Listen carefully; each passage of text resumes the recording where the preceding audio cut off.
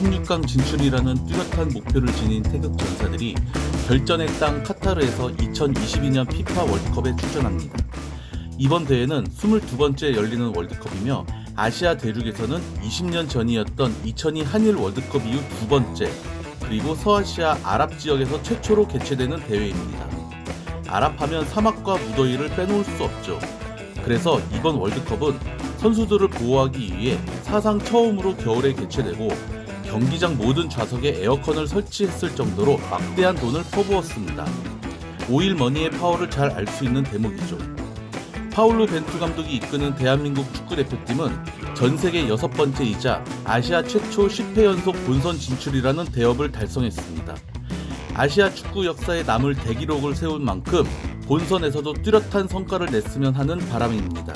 한국은 우루과이, 포르투갈, 가나와 함께 H조에 편성됐습니다. 대표팀의 첫 경기는 24일 오후 10시 우루과이전이며 3일 휴식 후 28일 오후 10시에 가나와 맞붙습니다.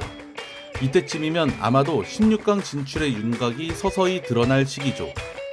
그리고 12월 3일 자정에 한국과 포르투갈, 우루과이, 가나가 조별리그 최종전을 동시에 치러 16강에 오를 두 팀, 그리고 집으로 돌아갈 두 팀을 가립니다. H조의 전력을 간단히 살펴볼까요? 먼저 첫 상대인 우루과이는 아직도 루이스 수아레스와 에딘송 카바니가 버티고 있습니다.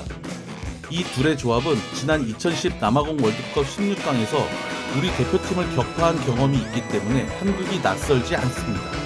여기에 리버풀에서 뛰고 있는 다르윈 누네스는 노세한 공격진의 활력을 불어넣을 젊은 자원입니다. 2차전 상대 가나는 우리가 승리를 노려볼 수 있는 상대입니다. 크리스탈 팰리스에서 뛰고 있는 조던 아이유와 아스날 중원을 책임지는 미드필더 토마스 파티가 핵심입니다. 또한 속속 합류 예정인 우중국적 해외파 선수들도 경계해야 합니다.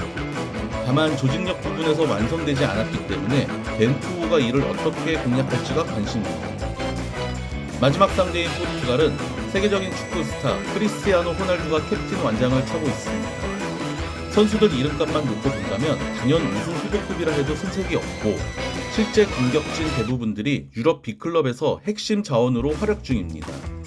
하지만 호날두를 비롯해 주전 선수들의 나이가 적지 않죠. 한국은 지난 월드컵 조별리그 최종전에서도 디펜딩 챔피언 독일이라는 대열을 잡았던 경험이 있어 포르투갈전에서도 힘을 내주길 바랍니다. 우리 한국 대표팀은 손흥민이라는 월드클래스 공격수를 보유하고 있습니다. 지난 시즌 프리미어리그 득점왕에 오른 손흥민은 이제 전세계 어딜 내놔도 자랑스러운 한국 축구의 보배입니다. 손흥민은 몸값 면에서도 H조 전체 선수들 중 최상위권에 속합니다. 축구 이적 전문 사이트 트랜스퍼 마켓이 공개한 손흥민의 몸값은 7,500만 유로, 우리 돈으로 1,065억 원에 해당하는 엄청난 액수입니다. 한때 9천만 유로까지 찍었던 손흥민의 몸값은 30대를 앞두고 있는 나이를 감안해 서서히 하락하는 중이지만 여전히 세계 최고 수준임에 분명합니다. 실제로 손흥민의 몸값은 전세계 축구 선수들 중 21위에 해당하고 프리미어리그에서는 11번째, 그리고 카타르 월드컵 H조 선수들 중에서는 4번째로 높습니다. H조에 속한 선수들 가운데 최고의 몸값은 포르투갈의 공격형 미드필더 브루노 페르난데스입니다. 맨체스터 유나이티드에서 뛰고 있는 페르난데스의 몸값은 8,500만 유로, 하나로 1,206억 원인데 한 가지 흥미로운 사실은 그가 포르투갈 대표팀에서 백업 멤버라는 점이죠. 포르투갈의 두터운 스쿼드, 여기에 맞지 않는 전술로 인해 주전 자리를 꿰차는 데 실패한 페르난데스입니다. 오히려 포르투갈은 H조 몸값 랭킹 공동 2위인 베르나르도 실바가 공격을 진두지휘합니다. 1,135억 원 몸값의 실바는 현재 제2의 전성기를 보내는 중이며 포르투갈의 모든 공격은 그의 발끝에서 시작됩니다. 벤투호가 실바를 철저히 봉쇄하지 못한다면 끔찍한 상황이 벌어질 수도 있습니다. 베르나르도 실바와 함께 8천만 유로로 몸값 공동 2위에 올라있는 선수는 우루과이의 신성 페데리코 발베르데입니다. 레알 마드리드에서 뛰고 있는 발베르데는 24살에 불과한 나이에도 불구하고 미드필더 지역에서 모든 포지션을 소화할 정도의 다재다능함을 뽐내고 있습니다.